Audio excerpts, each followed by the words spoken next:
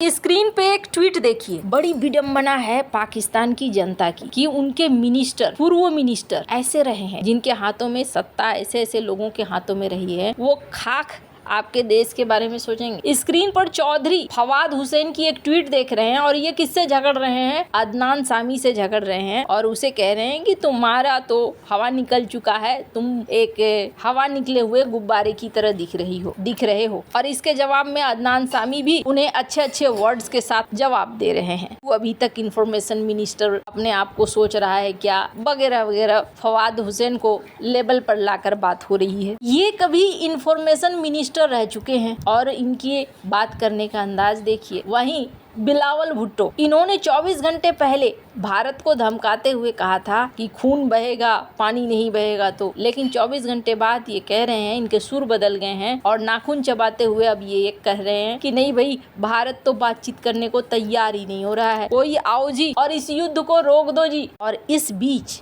दवाइयों पर स्ट्राइक पड़ गया है। जियोपॉलिटिक्स में बहुत कुछ चल रहा है। क्या चाइना एक बार फिर से खून चूसेगा पाकिस्तान का, जिस तरीके से 2019 में चाइना ने किया था? हमेशा की तरह CIS न्यूज नेटवर्क के इस एपिसोड में जानने को मिलेगा बहुत कुछ। आइए जानते हैं इन खबरों को विस्तार से। एक बड़ी पुरानी कहावत है, कहते हैं अंधाधुंध की साइबी और घटा टोप को राज। ऐसा ही कुछ सीन है पाकिस्तान के साथ। पाकिस्तान दवाइयाँ खरीदता है भारत से 30 से 40%। अब आपके मन में ख्याल आएगा, पाकिस्तान ने तो व्यापार रोक दिया था ना, फिर वो भारत से दवाइयाँ कैसे खरीदता है? हाँ, साल 2019 में पाकिस्तान ने व्यापार रोक दिया था भारत के साथ, क्योंकि भारत ने भी प्रतिबंध लगाए थे, लेकिन भारत ने दवाइयों के ऊपर प्रतिबंध नहीं लगाया था। तब उन्होंने अपनी तरफ से बढ़ चढ़कर, चूंकि जनता को चूरन चटाना है, उन्होंने भारत के ऊपर बैन लगा दिया था और कहा था कि नहीं जी, हम आपसे दवाइयाँ भी नहीं खरीदेंगे, जाओ। और उसके बाद ये कहाँ चले गए? ये चले गए चाइना के पास। चाइना जो पहले से एक नंबर वाला बनिया है, ये उसके पास चले गए। हमें आपूर्ति दे दो, हमें दवाइयाँ चाहिए। चाइना के व्यापारियों ने बोला ठीक है भाई,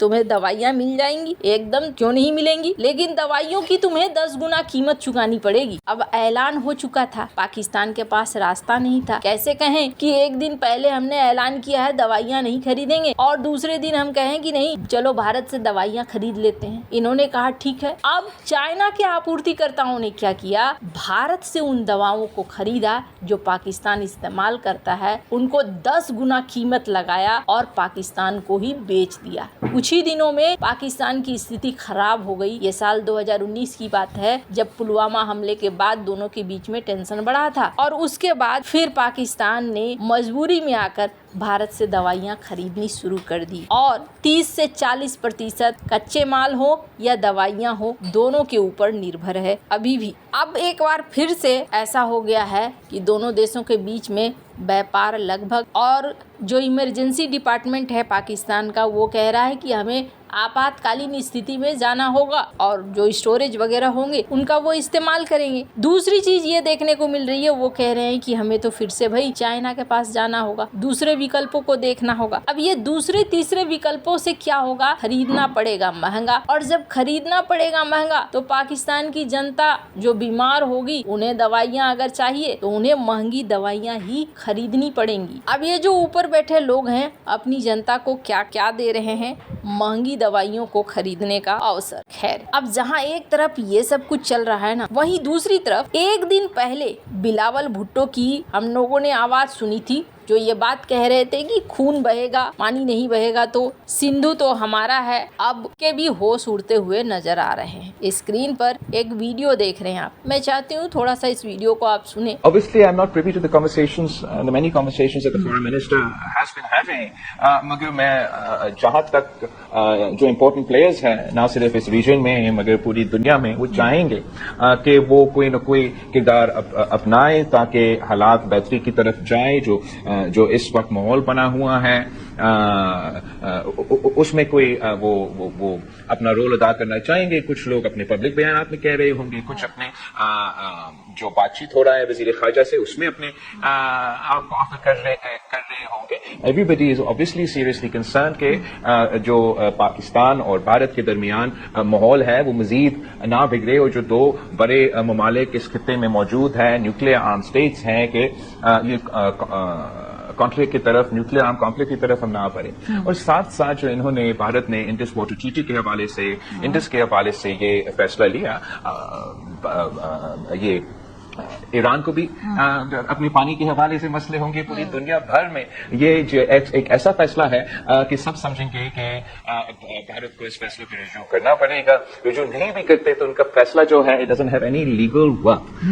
ये इंडस वाटर ट्रीटी के मुताबिक ये जो दरिया है वो हमारे हैं, वो पाकिस्तान के हैं, वो पाकिस्तान के रहेंगे। फिर मैं आपको डिटेल में बताऊं कि हुआ क्या है। अब यहाँ पर इस वीडियो में पाकिस्तान के पूर्व विदेश मंत्री, इन्होंने होश के नाखून चबाते हुए दोनों देशों के बीच बातचीत का आह्वान किया है। बिलावल भुट्टो ने दावा किया है कि पाकिस्तानी सरकार ने बातचीत की पेशकश की थी, लेकिन भारत ने उसके प्रयासों को अस्वीकार कर दिया। भारत कह रहा है हमें बातचीत नहीं करनी है। वहीं सिंधु जल समझौते को सस्पेंड करने के फैसले पर अब वो खून वाली बात नहीं कर रहे हैं, वो नरम होकर कह रहे हैं कि ये समझौता ना कमजोर समझौता है, ऐसा थोड़ी हो सकता है। अब पहले भी कभी किसी देश ने पानी रोकने के लिए इतना आक्रामक फैसला नहीं लिया है जो भारत लेगा। जब मैं विदेश मंत्री था तब भारत ने भी सिंधु जल संधि को चुनौती देने की कोशिश की थी, लेकिन टारगेट पर सफल नहीं हो पाया क्योंकि सिंधु जल संधि पर उनका मामला बहुत कमजोर है। इन्होंने दावा किया कि कई देश हैं जो भारत और पाकिस्तान के बीच मध्यस्थता की कोशिश कर रहे हैं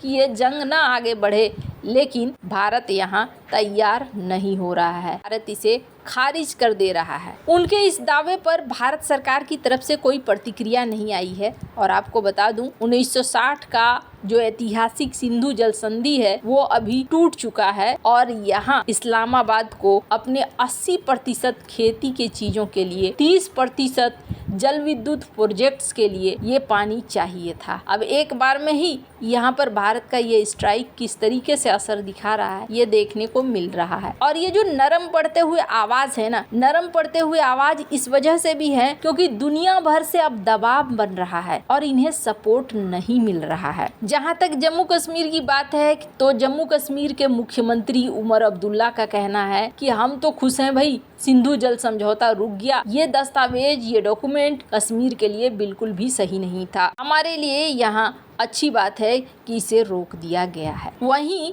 इनके एक मंत्री हैं गृह मंत्री नकवी, इन्होंने अब भारत के ऊपर आरोप लगा दिया है। इन्होंने कहा कि देखिए जी, ये तो ठीक नहीं है कि भारत ने पानी रोक दिया और भारत साथ ही साथ हमें अस्थिर करने की कोशिश कर रहा है। भारत लगातार बलूचिस्तान को मदद कर रहा है। भारत के आतंकवाद में शामिल होने के सबूत पाकिस्तान के बलूचिस्तान और खैबर पख्तूनख्वा में मिले हैं। और एक बार फिर से ये अभी भी पुराने समय में जी रहे हैं जहाँ ये कह रहे हैं कि संयुक्त राष्ट्र के प्रस्तावों के अनुसार इसका समाधान होना चाहिए, जबकि ये ऐसी परिस्थिति में पहुंच चुके हैं कि अब समाधान इस रास्ते से नहीं बल्कि दूसरे रास्ते से होता हुआ दिख रहा है। वैसे जो इनके नरम तेवर यहाँ दिख रहे हैं, एलओसी पे ऐसा नहीं है कि ये शांत हैं। एलओसी पे ये फायरिंग वगैरह कर रहे हैं जिसका जवाब भारत की तरफ से भी दिया जा रहा है। आपको क्या लगता है इन सब मामले में, आपकी क्या राय है, कमेंट कर जरूर बताएं। जल्द मिलते हैं अगले वीडियो में नई खबर के साथ।